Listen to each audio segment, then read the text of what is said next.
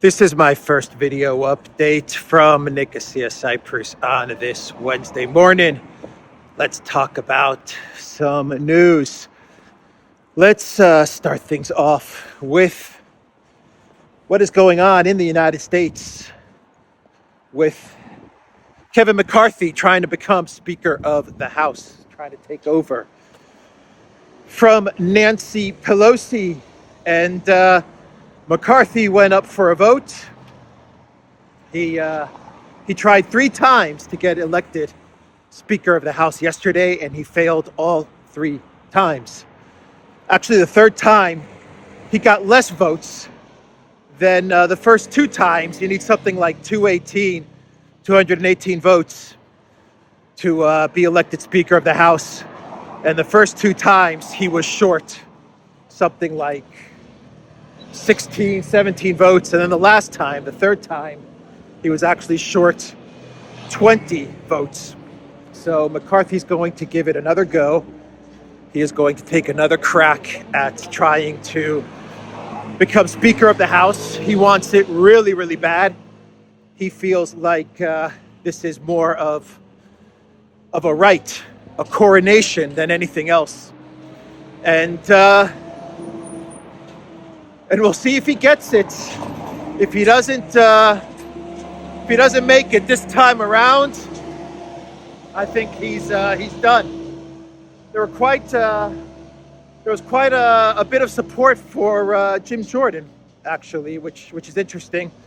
But I think this is a good thing, actually, in my opinion. It's good that there's debate. It's good that there are Republicans in the House that are just not going to give it to McCarthy.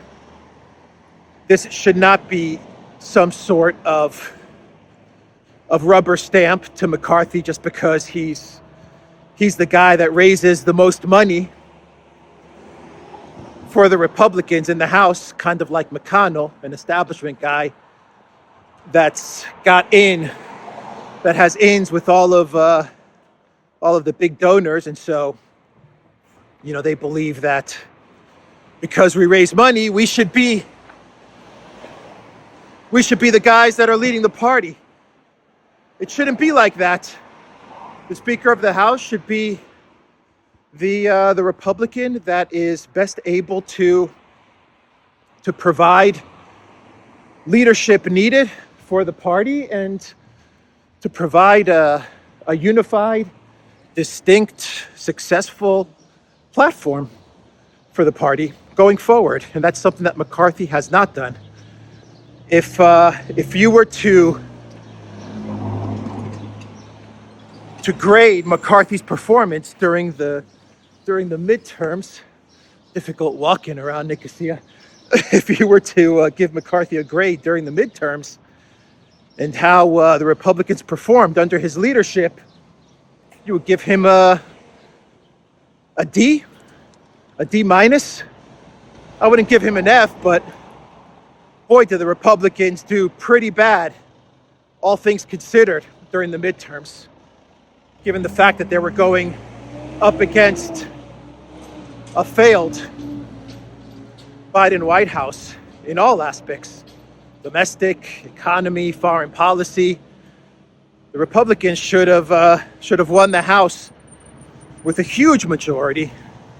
And guys like McCarthy and McConnell, these guys, they actually worked against some Republican candidates so that they could not get elected in certain districts and states. So just that alone, in my opinion, should disqualify McCarthy, because if he was in corporate America, working anywhere else, and you looked at his performance during the midterms, that guy would get canned.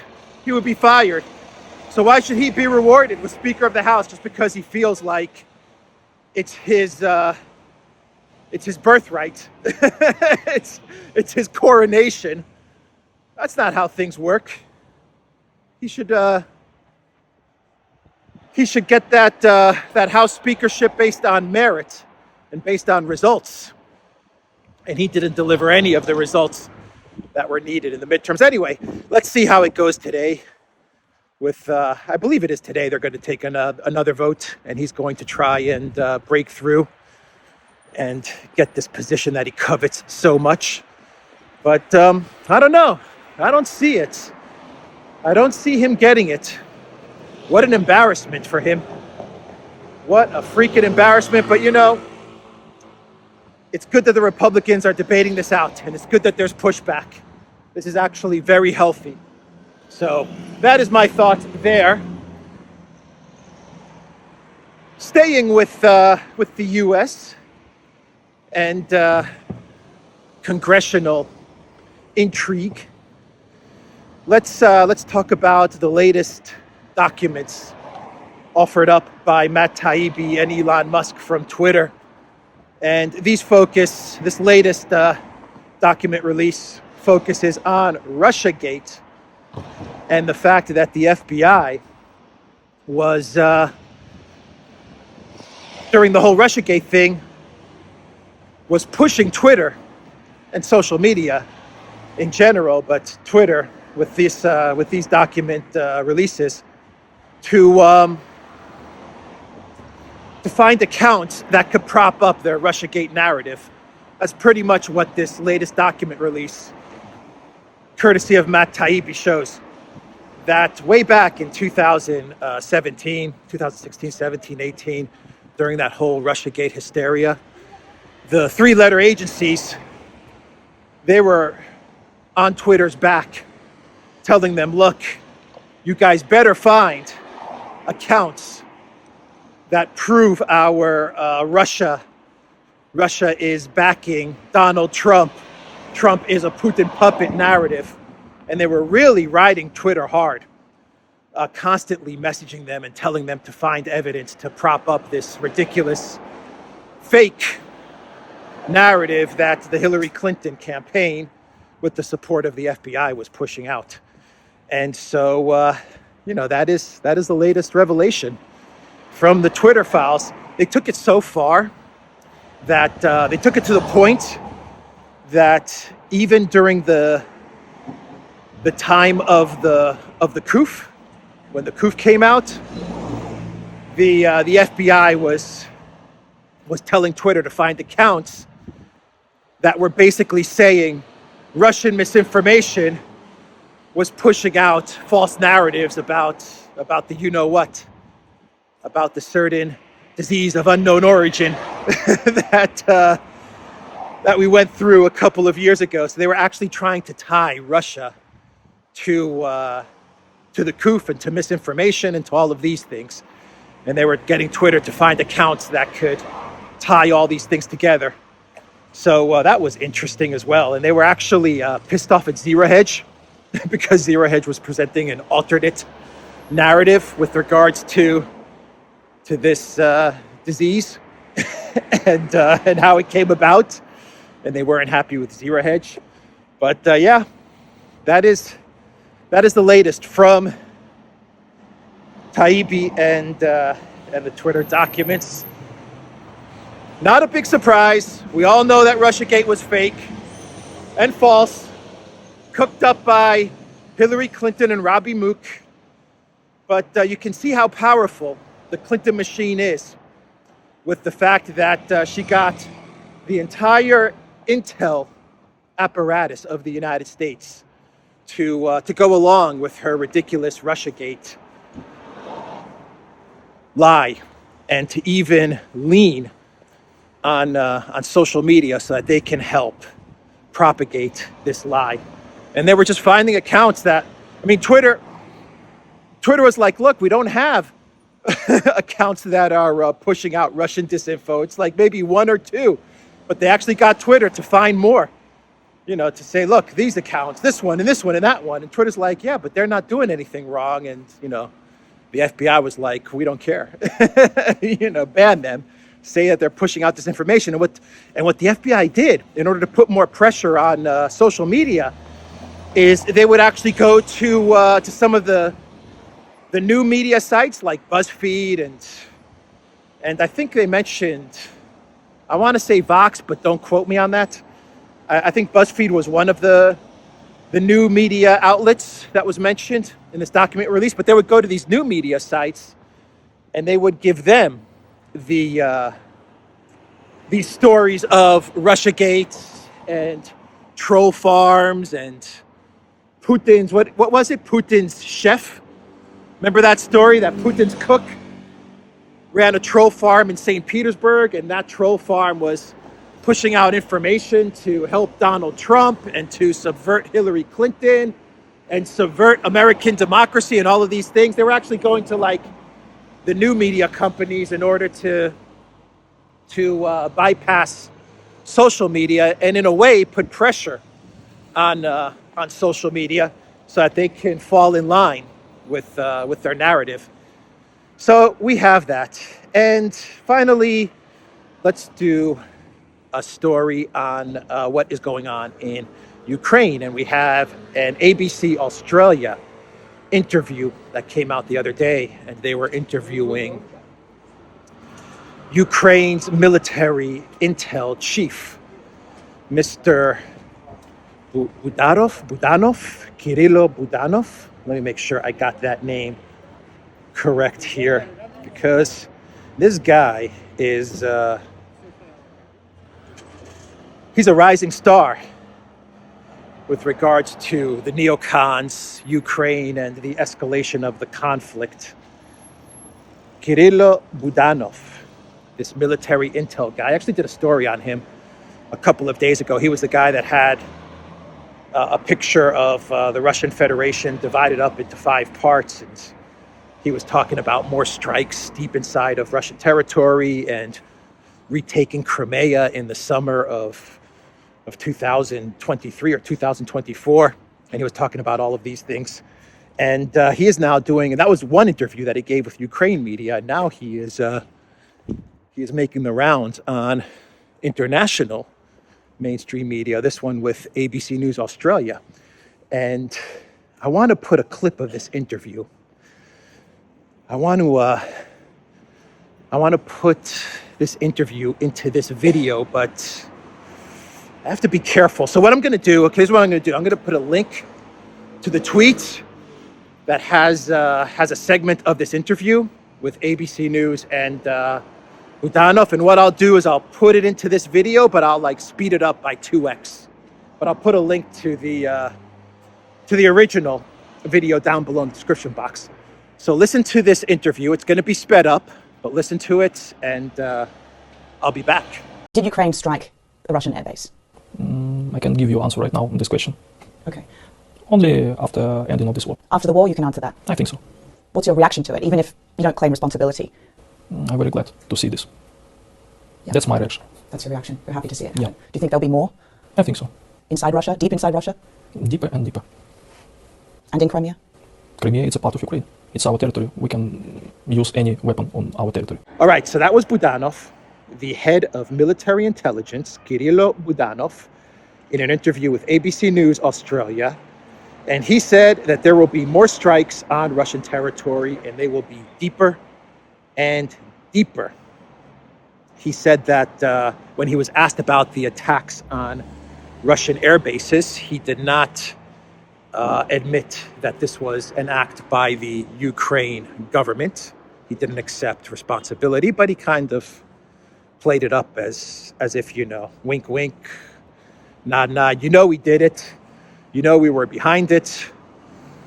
Perhaps with NATO backing and NATO coordination, but you know, we were part of this, but we can't accept official responsibility for these attacks at the airbase. So he was hinting at the fact that Ukraine did it without admitting that Ukraine did it. He did say he was very glad about these strikes at the airbase, but maintained Kiev's stance of official deniability.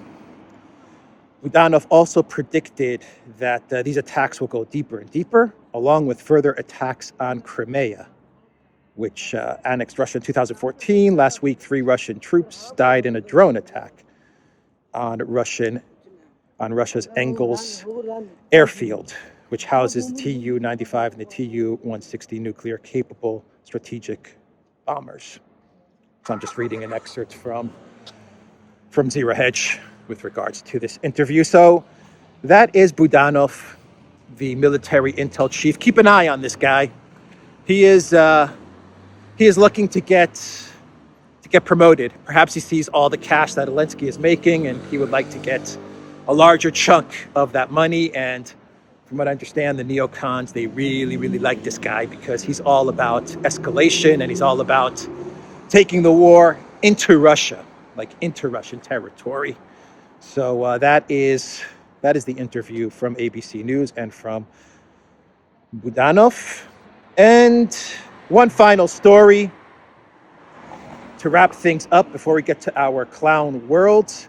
And that is that Germany is signaling that it is open to seizing Russian frozen assets. Germany is coming out and they are saying that they are on board.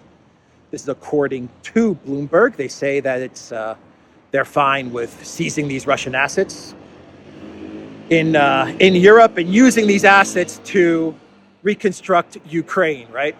Now, if you believe that these assets that are going to be seized by the EU are going to be used to reconstruct Ukraine, well then, I have got a Cyprus